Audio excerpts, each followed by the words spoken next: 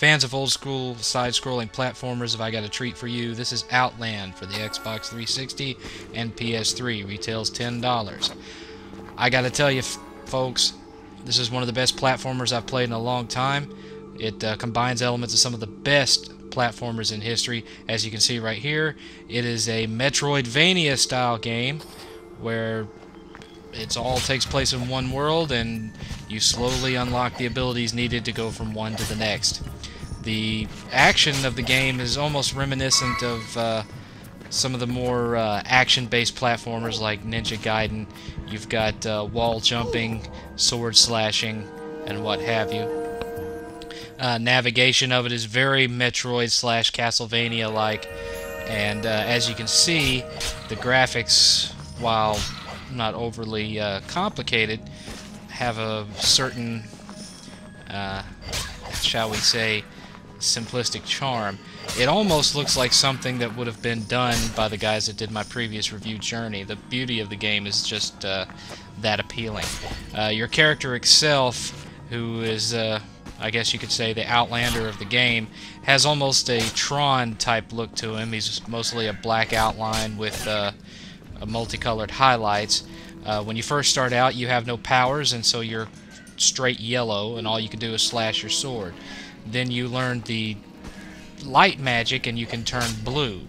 Then you learn the dark magic, and you can turn red. Now, what this does for you is later on in the game, the enemies start appearing in those colors, either red or blue. If you come across a red enemy, you hit R1 to change yourself to blue. If you come across a blue enemy, you hit R1 to change yourself to red. Opposites detract in this game. What it also does is it can protect you from various obstacles, like you'll have red beams that shoot at you. If you turn yourself red, they do no damage. You got blue balls of light that shoot at you. If you turn blue, they do no damage. And another thing that comes into play with this are platforms. You'll have platforms that appear throughout the game where if it's red and you turn red, it'll work. If you're blue, you'll fall through it and die.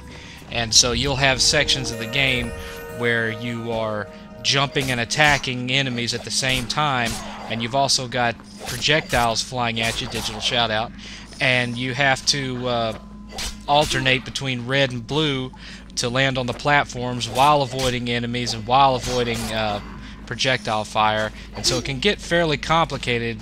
It's, what do you say, easy game to play, but not so easy to master.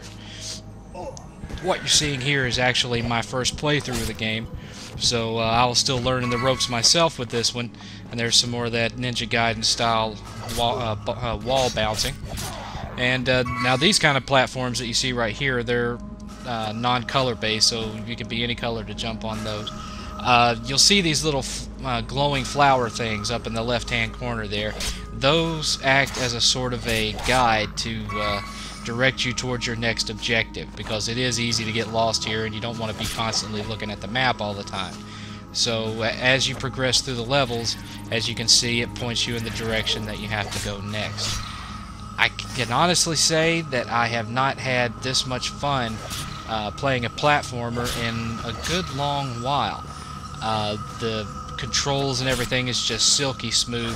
Once you start learning how to play the game and some of the obstacles and things that you'll come across, it's a real joy to just be flying through the game, and you're acting pure on instinct. You're slashing shit, you're jumping left and right, just like the old platformers of old.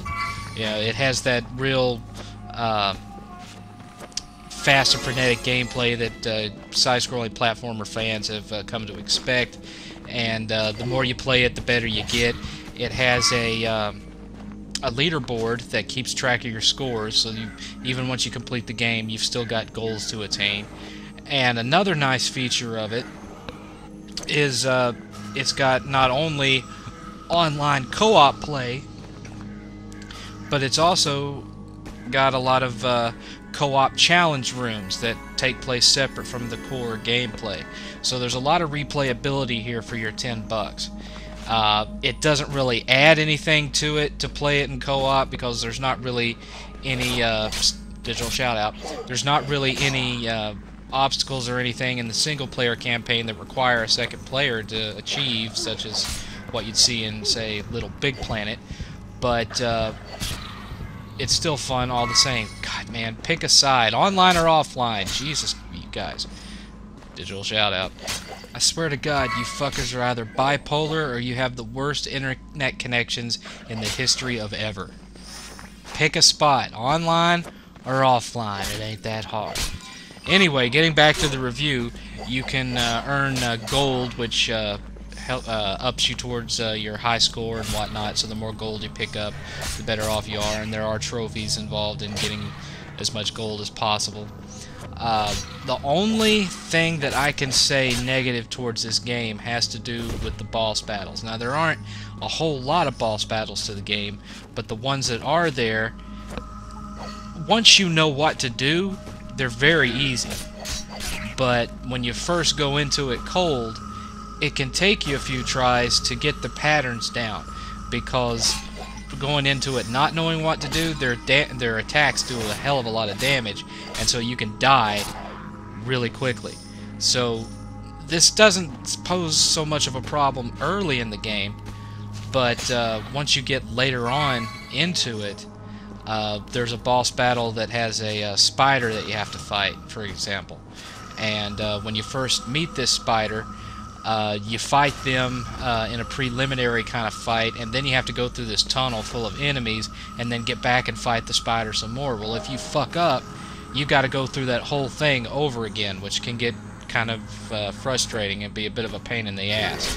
So I'm not one to promote cheating or what have you, but that might be something that would benefit you from maybe watching a video of someone doing the pattern if you don't want to sit and memorize it all yourself.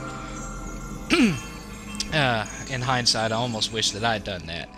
Now, balance in all what you just saw there, when you find those little spires, they can give you various different powers, and what we did there is we just earned the Dark Spirit power, so now we have the ability to change ourselves between red and blue. And as I was describing before, this has to do with how you combat enemies, has to do with how you use platforms, avoid enemy fire, whatnot. In that way, it kind of reminds me of that old shooter Icaraga. It's very similar to that, and the way you use your color scheme to control who you can attack and who you can't attack.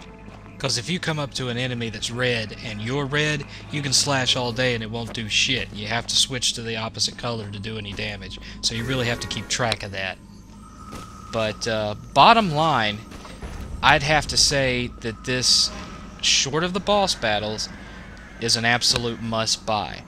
I've loved every second of the game that I've played through.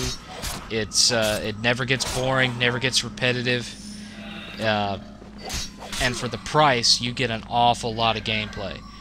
This game will keep you busy for several hours, to say the least. It's a big, sprawling map, and there's lots of stuff to uncover, lots of secrets to find, powers to earn, so on and so forth. And then, of course, there's the high scores. In all ways, with the exception of those boss battles, this is about as perfect as a platformer can get. And for that reason, I'm going to give Outland 6 stars out of 7.